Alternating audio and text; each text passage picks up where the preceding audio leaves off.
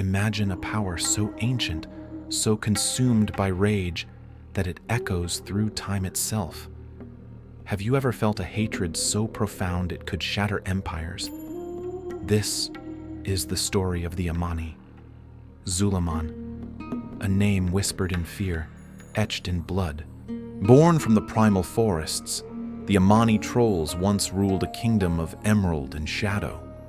Their empire stretched further than the eye could see, built on conquest, steeped in the power of ancient gods. They were a force of nature, untamed, unmatched. But their reign was challenged. Their lands were coveted, and a bitter seed of vengeance was sown, a seed that would blossom into a curse, a legacy of eternal war. The Amani, once masters of their destiny, became slaves to their own burning hatred. The echoes of their glorious past, now a haunting reminder of what they've lost and a chilling promise of what they seek to regain. Behold the Amani, warriors cloaked in emerald war paint, eyes blazing with primal fury. See the razor-sharp tusks, the defiant crests of crimson hair. These are not mere savages, but the remnants of a shattered dynasty, the inheritors of a legacy forged in the heart of ancient forests.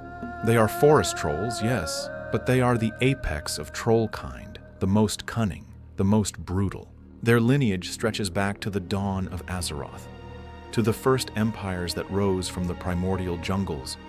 They are the ancestors of all who call themselves trolls. Before the Gurubashi, before the Drakari, before even the Zandalari held sway, there were the Amani. Their empire was vast and their power absolute. The Amani, a name that once commanded respect, even fear. Now it's a battle cry, a roar of defiance against a world that has wronged them. Their story is not a simple tale of good versus evil. It is a saga of betrayal, a tragedy of war, and a curse of unending, all-consuming hatred that binds them to a cycle of violence, a cycle they seem unable to escape. They remember a golden age, a time when their empire spanned emerald forests, a time of unparalleled strength and dominion. They remember their victories, hard-won and glorious. They remember facing an ancient, insectoid evil, the Akir, led by the monstrous Seathrax Kithix, and emerging triumphant, though forever scarred by the conflict. They remember the founding of their sacred capital, Zul'Aman, a monument to their power, a testament to their resilience. Picture this, an empire at its zenith. Zul'Aman, a metropolis of towering ziggurats, a testament to their might, teeming with tens of thousands of fierce Amani warriors. Their armies, vast and disciplined, were a force unmatched on Azeroth. This was their golden age, an era of unparalleled prosperity and dominance before the outsiders came. Imagine their strength, their unity, their mastery of the ancient forests. They were the undisputed rulers. Their civilization, though brutal to outsiders, was sophisticated in its own right, bound by ancient traditions and a deep connection to the wild. They were the masters of their domain, beholden to no one. Their warriors trained relentlessly, their connection to the Loa, the animal spirits, granting them ferocious power in battle. The Amani Empire was not merely a collection of tribes, but a unified force, a powerful kingdom that thrived for millennia, unchallenged, supreme. They were a proud people, a fierce people. They valued strength, cunning, and loyalty above all else. Their society, though harsh to our eyes, was built upon a foundation of ancient traditions and a deep reverence for their ancestors and the spirits of the land. The Amani Empire was at its peak, a power that seemed eternal, a golden age that none could foresee ending. But their golden age would not last. From across the Great Sea, a new power arrived, seeking refuge, seeking land. The High Elves, exiled from their ancestral home in Kalimdor, landed upon the shores of Lordaeron, the very heartland of the Amani Empire. These newcomers, wielding powerful arcane magic, began to carve out their own kingdom, encroaching upon Amani territory. The clashes were inevitable, brutal, and they marked the beginning of the end for the Amani's golden age, the spark that ignited a firestorm of conflict that would consume an empire. The arrival of the High Elves ignited a conflict that would forever scar the land and its people: the Troll Wars. For centuries, the forests ran red with blood. The Amani, masters of their domain, fought with a ferocity born of desperation, defending their ancestral lands against an enemy wielding powers they could barely comprehend. The elves, with their mastery of arcane magic, unleashed devastating spells upon the Amani. But the trolls were relentless, masters of guerrilla warfare. They used the dense forests to their advantage, launching ambushes, their knowledge of the terrain unmatched. They fought with a savage brilliance, a desperate courage, but it wasn't enough. The Troll Wars raged for centuries, a period of unrelenting bloodshed, a desperate struggle for survival. The once mighty Amani, though pushed back, held their ground, fighting the magically gifted High Elves to a standstill, a testament to their tenacity, their ferocity, their refusal to yield. The elves, realizing they could not win alone, sought allies. They found them in the south, among the burgeoning human tribes, united under the banner of King Thoradin and the kingdom of Arathor. These humans, eager to prove themselves, hungered for land and power. The elves, desperate, forged an alliance with the burgeoning human kingdom of Arathor.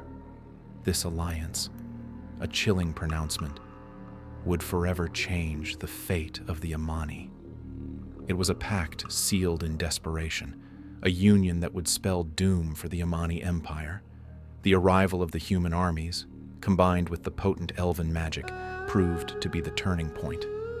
This alliance was a betrayal, a dagger in the heart of the Amani, who had fought with honor, with courage, but could not withstand this combined might.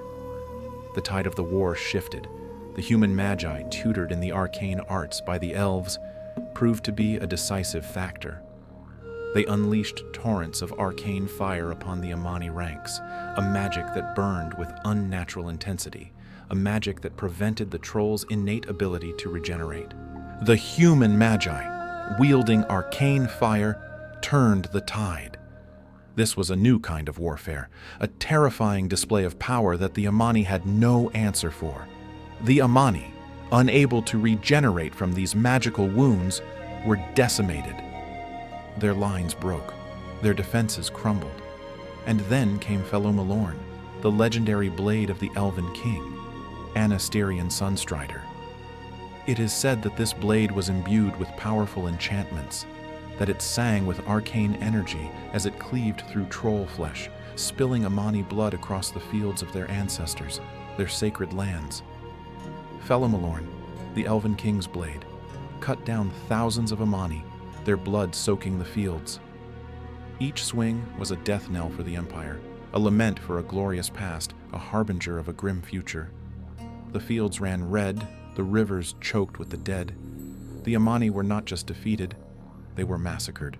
The Amani Empire, once so vast and powerful, was shattered. Their cities were reduced to ruins, their armies scattered, their people driven to the brink of extinction. Fewer than a few thousand remained from their once mighty civilization, a remnant clinging to survival in the deep forests. The Amani Empire was shattered, their once vast territories reduced to a fraction of their former glory. But in their hearts, the embers of hatred still glowed. But their hatred for the elves, and now the humans, only grew stronger. This defeat was not the end. It was the forging of a new, terrible purpose: revenge. The seeds of resentment were sown deep, watered by the blood of their fallen, and they would bear bitter fruit for generations to come. But even in the darkest of times, hope, like a stubborn ember, refuses to be extinguished. From the ashes of this devastating defeat, from the remnants of a shattered empire, a new leader emerged. A leader who embodied the Amani's fury, their resilience, their burning desire for vengeance. Zul'jin. Look upon him, Zul'jin. A name that would become synonymous with defiance. A warrior scarred but unbroken, his eyes burning with an intensity that could ignite the very forests. He was a beacon of hope for his scattered people, a symbol of their enduring spirit. He was a charismatic and powerful leader.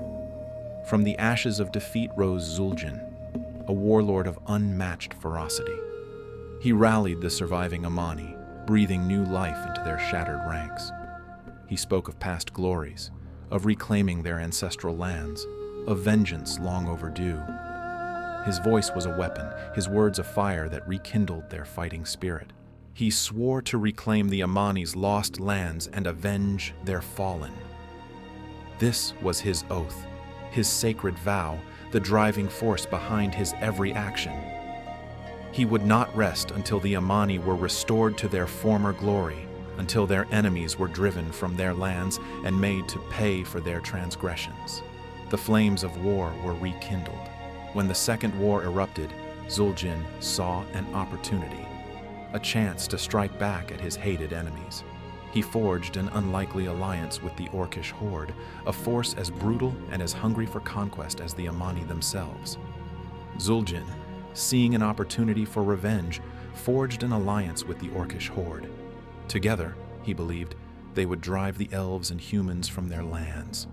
Amani Trolls, fighting side by side with orcs, a terrifying force, a whirlwind of axes and spears, fueled by a shared hatred for their common enemies.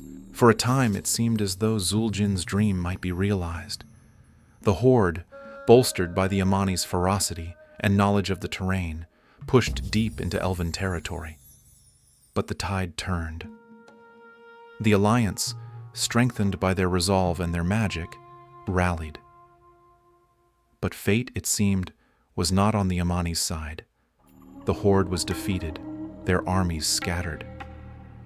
The Horde was defeated, and Zul'jin, captured and tortured, lost an eye and an arm to his elven tormentors. Once again, the Amani were betrayed, their hopes dashed against the rocks of defeat. Zul'jin himself, the symbol of their resistance, was captured, subjected to the cruelest of tortures, a living testament to the price of defiance. Zul'jin, mutilated and defeated, was imprisoned by his elven captors. They intended to make an example of him, to break his spirit, to show the Amani that resistance was futile. He was left to rot, a trophy of their victory, a symbol of the Amani's downfall. Imprisoned and broken, Zul'jin was left for dead. His body was maimed, his spirit tested. But the elves underestimated the depth of his hatred, the strength of his will. They underestimated the resilience of the Amani spirit. But the Amani's spirit could not be so easily extinguished. Like a caged beast, he endured, he plotted, he waited. And then, against all odds, he escaped. He tore himself free from his chains, a testament to his indomitable will, a feat that would become legend.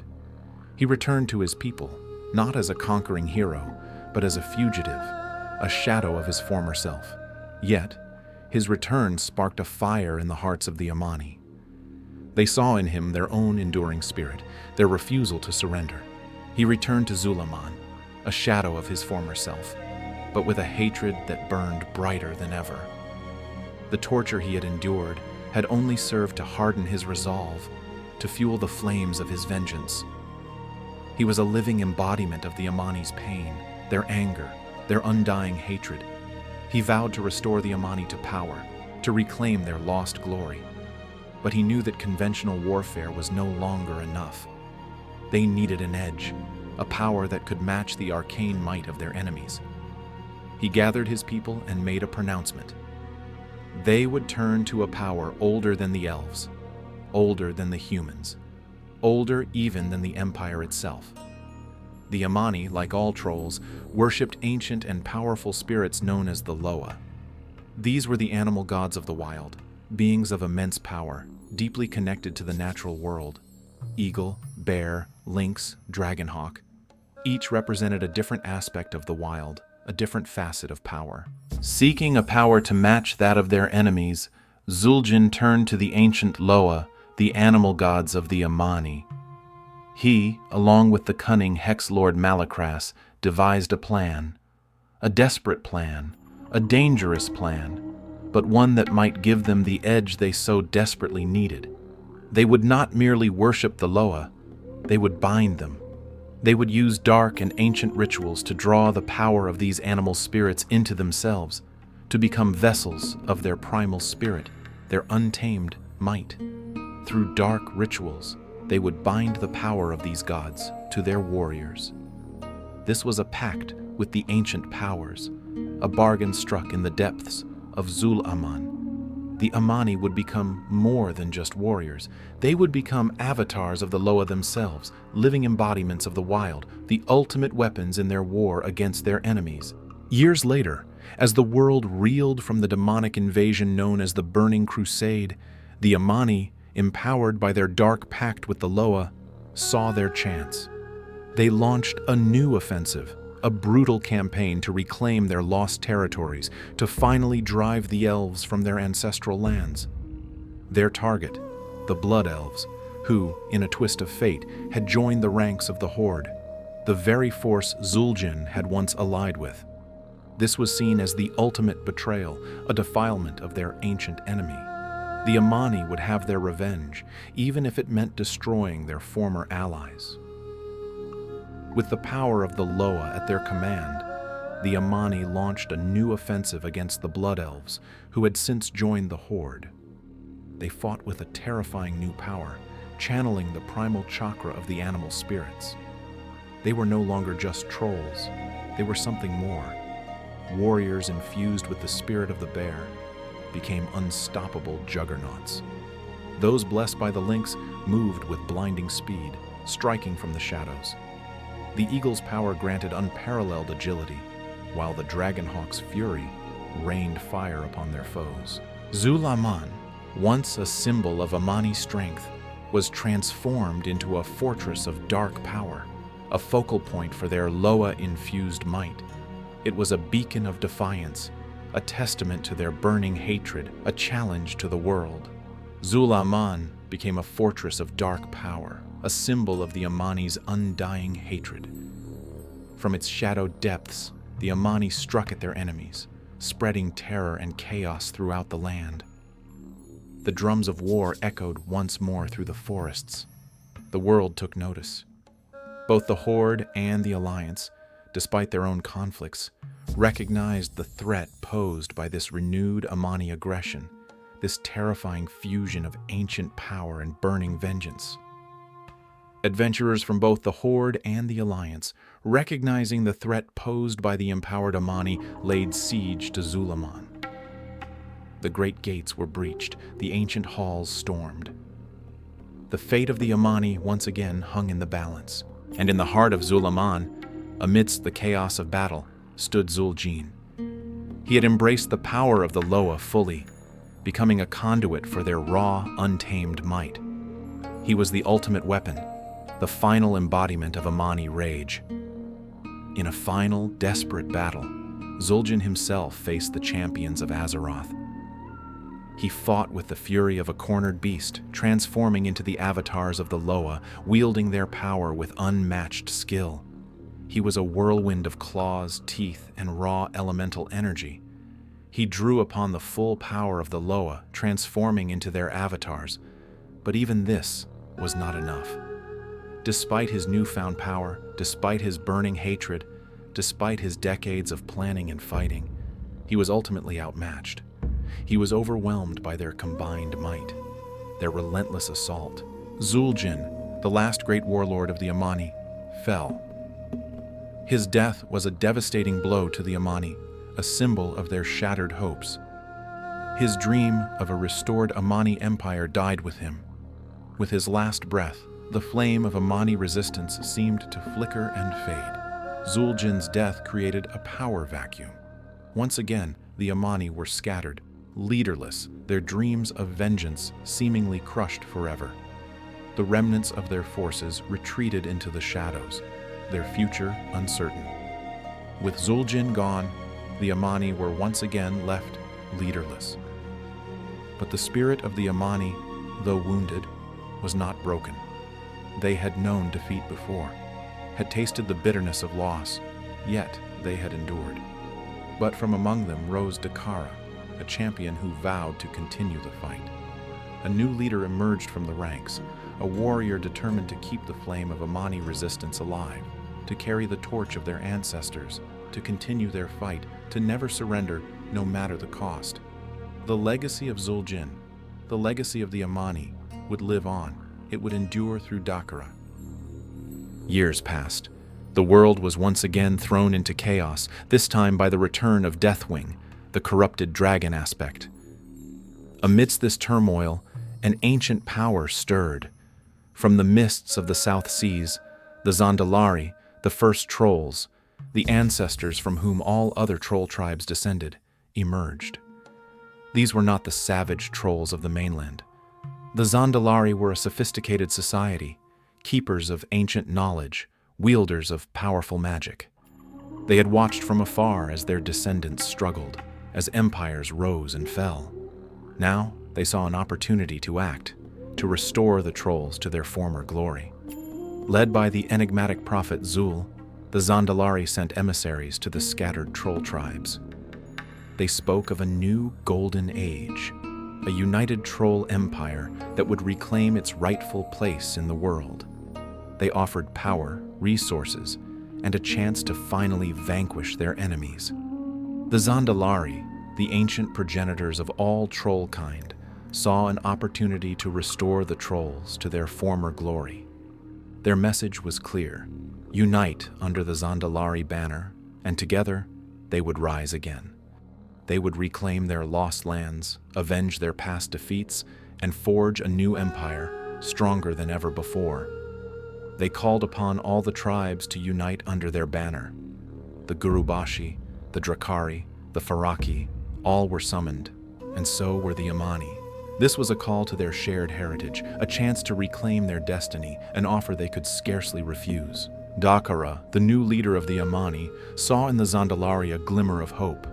He saw a chance to finally achieve what Zul'jin had died for, the restoration of the Amani Empire. He saw a path to vengeance, a way to finally defeat their enemies. Dakara, seeking any advantage against his enemies, answered the call. He pledged the loyalty of the Amani to the Zandalari cause. He would lead his people to join this new alliance, to fight alongside their ancient kin, to reclaim their birthright. The Amani would join the Zandalari, hoping to reclaim their lost lands and finally achieve their revenge. It was a gamble, a desperate throw of the dice. But Dakara believed it was their only hope. He saw no future for the Amani alone. But with the Zandalari, they might just have a chance. The Amani warriors, their numbers still depleted but their hatred still strong, rallied to Dakara's banner.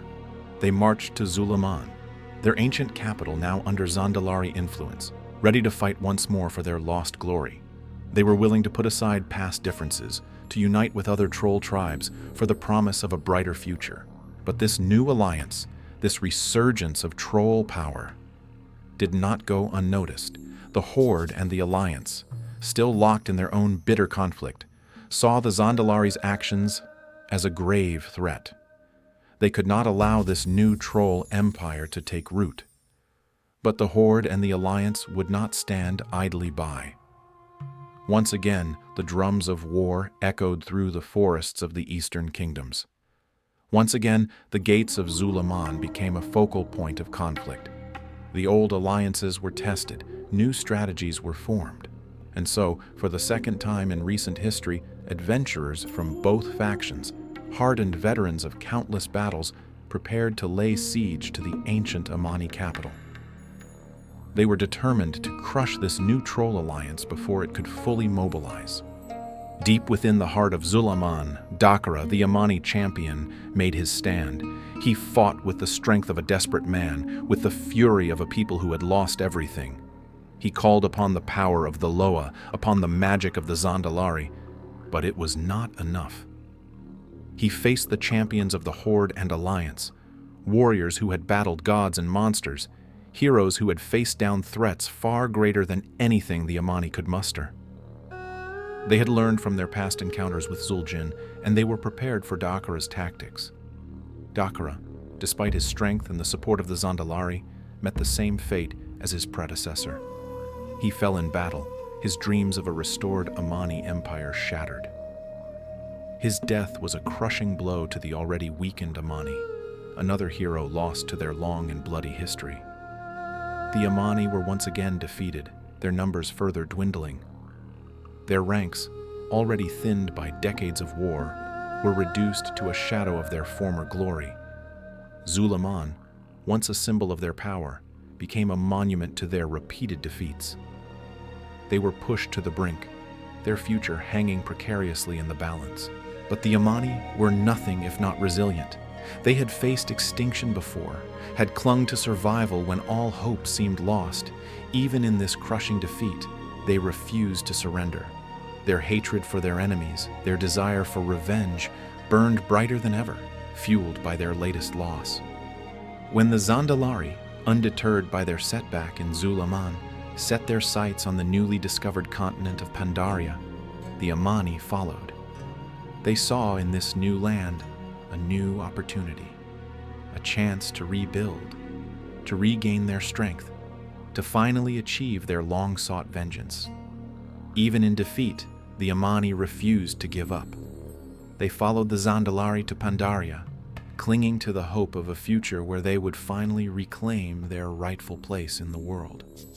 They established a foothold on the Isle of Thunder, a land teeming with ancient power, a land where the echoes of the Thunder King, Lei Shen, still resonated. There, alongside the other troll tribes, they fought to secure the island for the Zandalari. They served under the command of Zul'jin, now a member of the Zandalari's Council of Elders, who himself had once fought alongside Zul'jin, a veteran of countless battles, a symbol of the Amani's enduring spirit. They battled the Mogu, the ancient rulers of Pandaria, and faced the champions of the Horde and Alliance once more. They fought with the same ferocity, the same desperation, the same burning hatred that had defined them for centuries. But they were a spent force, their numbers now tragically low.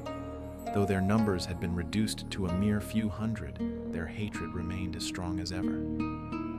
They were a ghost of their former selves, a whisper of their past glory, but their spirit, their anger, their thirst for revenge remained undiminished, a testament to the enduring power of their ancient curse. When the Zandalari finally opened their doors to the outside world, seeking aid in their own internal conflicts during the events of the Battle for Azeroth, a small contingent of Amani could be found within the great city of Zul'jin. They had followed their Zandalari kin, but they remained a people apart, a shadow of their former selves. They established a small enclave in Zul'Aman, a district on the outskirts of the city. Here, amidst the grandeur of Zandalari architecture, the Amani clung to their traditions, their customs, their ancient hatreds. They were a stark reminder of the Zandalari's own past, a living testament to the enduring power of tribal loyalties. In Zul'jin, the Amani remained a proud but diminished people. They watched with suspicion and resentment as the Zandalari forged an alliance with the Horde, the very faction that included their ancient enemies, the Blood Elves. This alliance was a bitter pill to swallow, a reminder of past betrayals, a reopening of old wounds. They viewed the Horde's alliance with the Zandalari with suspicion and hostility, a reminder of past betrayals. The Amani had not forgotten Zul'jin's alliance with the Horde during the Second War, nor had they forgiven the Horde's role in his eventual downfall. They saw this new alliance as a punarakam of history, a dangerous gamble that could once again lead to their destruction. Their resentment manifested in open hostility towards Horde adventurers who walked the streets of Zul'jin. They challenged them, harassed them, their actions a constant reminder of the simmering tensions within the Zandalari Empire. They clashed with Horde adventurers, a testament to their unwavering animosity. These were not large-scale battles, but small skirmishes, acts of defiance, a way for the Amani to express their anger, their frustration, their deep-seated distrust of the Horde and those who allied with them. Yet, despite their animosity towards the Horde, the Amani remained loyal to the Zandalari Empire. They were bound by a shared heritage, by ancient ties of kinship that transcended their political differences. They were, after all, children of the Zandalari. When King Rastakhan, the beloved ruler of the Zandalari, fell in battle, the Amani mourned alongside their Zandalari brethren. They participated in the grand funeral procession, a somber display of respect for the fallen king. Yet, despite their differences, the Amani remained loyal to the Zandalari Empire. They mourned the death of King Rastakhan, a testament to their shared heritage. This act of mourning, this shared grief, revealed a deeper connection, a bond that went beyond political alliances and historical grievances. In more recent times, as observed by the esteemed Thalisra in her exploration of Azeroth, the Amani have become even more withdrawn, their outward hostility less pronounced. They seem to have retreated further into themselves, their enclave in Talaman a quiet refuge from the bustling city. In recent times, the Amani have become more subdued, their hostility less overt.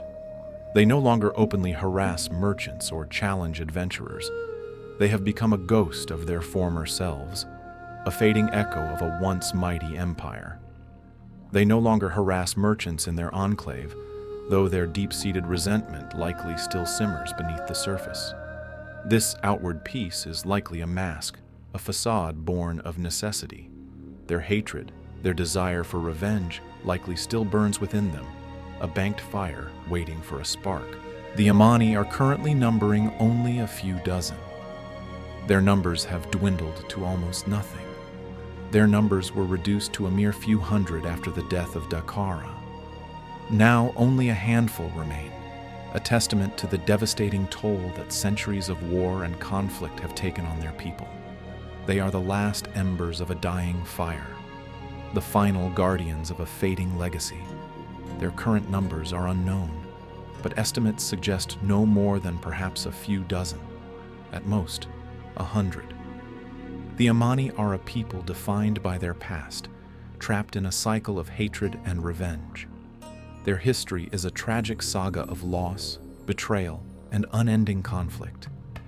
They are a living embodiment of the destructive power of hatred, a cautionary tale of what can happen when animosity is allowed to fester and grow unchecked. Their history is a cautionary tale, a reminder of the destructive power of unchecked animosity. Their story serves as a warning, a lesson etched in blood and loss. It is a testament to the enduring power of the past and the difficulty of escaping the chains of hatred and vengeance that bind a people to their tragic fate. And so, we are left to ponder the fate of the Amani. What does the future hold for this once proud, now shattered people? Will they forever be bound to the echoes of their past, to the cycle of hatred and revenge that has defined them for centuries? Is there a path to redemption for the Amani? Can they find a way to break free from the chains of their past, to forge a new destiny, one not defined by war and bloodshed? Or are they doomed to fade into obscurity, a footnote in the annals of history? Can they find a way to coexist with their former enemies, to build a future where their children will not be forced to inherit the hatreds of their ancestors? Or will they cling to their ancient grudges, their thirst for vengeance, until the very last ember of their civilization is extinguished? What does the future hold for the Amani? Will they ever find peace? Or are they destined to remain a ghost of their former selves, forever haunted by the ghosts of their past? The answer, like the mists that shroud the forests of Zul'Aman, remains elusive, uncertain. The story of the Amani is a tragedy, a poignant reflection on the destructive nature of hatred and the devastating consequences of war. It is a story that resonates deeply within the larger narrative of World of Warcraft, a world where ancient grudges and bitter rivalries shape the destiny of nations. The story of the Amani is a tragedy, a testament to the enduring power of hatred and the devastating consequences of war. But it is also a story of resilience, of a people who, despite unimaginable loss and hardship, have refused to surrender their identity, their spirit. But it is also a story of resilience, of a people who, despite everything, refuse to be broken. They have been pushed to the brink of extinction, yet they endure. They cling to their traditions, their culture, their memories of a glorious past. Their spirit, though battered, remains unbroken. Their future remains uncertain, but one thing is clear: the Amani will never be forgotten. Their legacy, etched in blood and carved into the very stones of Zul'Aman, will endure as a cautionary tale, a testament to the enduring power of both hatred and hope, a reminder that even in the darkest of times, the embers of a people's spirit can never be truly extinguished. The story of the Amani will forever be a part of the greater tapestry of Azeroth, a haunting melody in the symphony of its history,